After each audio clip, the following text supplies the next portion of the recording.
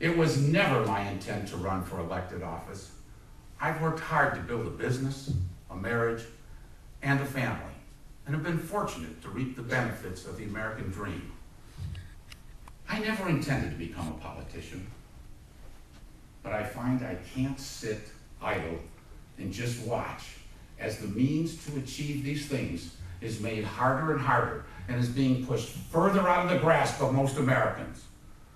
I'm reminded that our founding fathers, they left their workplaces, their farms, and their businesses when our country needed them most. Civic legislators. In these threatening times, I feel I'm obligated to take a stand and do my part.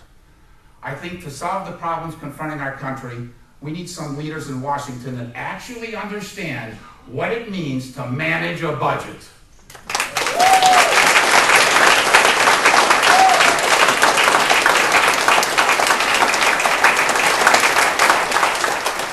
What it means to hire people and to make a payroll.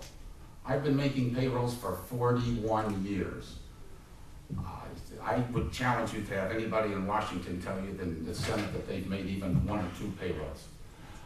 That's what it takes to build a business plan that will work not only next quarter, but also 5 years and even further down the road.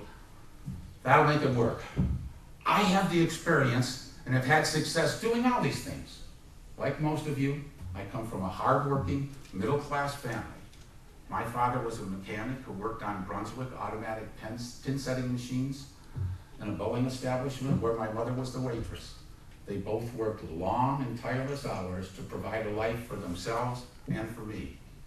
I grew up in the city of Garfield Heights, a neighborhood on the border of Cleveland. And like most Americans, I was ambitious and I had high aspirations. I wanted to start a career, raise a family, and that's what I did. I married my grade school sweetheart Lois and decided that I liked the idea of owning my own business. So at 24, with 2 young children at home, I borrowed every nickel I could raise, and I convinced American Motors into letting me buy a Rambler dealership.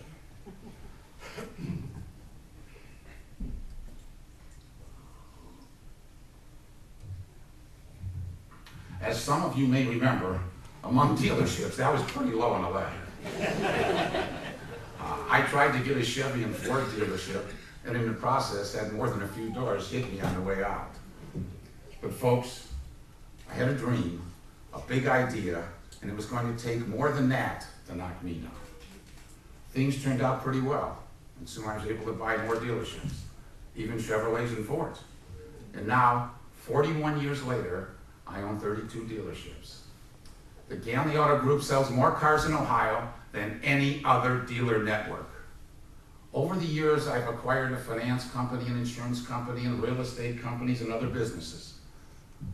Also, I'm proud to say I sit on the board of directors of a bank which did not take out bailout dollars and is a profitable institution today. A bank that did not take bailout dollars.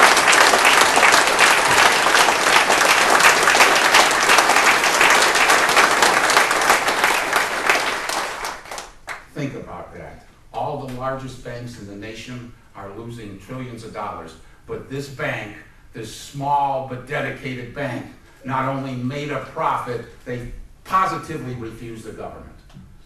And I won't, and I stand for that, and there's banks that are here today, and they're honorable men.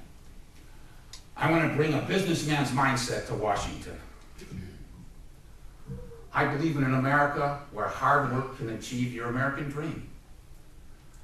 But it's a dream I fear is in jeopardy. I know the toll this economy has had on the working class family, small businesses, and the majority of all Americans. This is why I want to fight for you.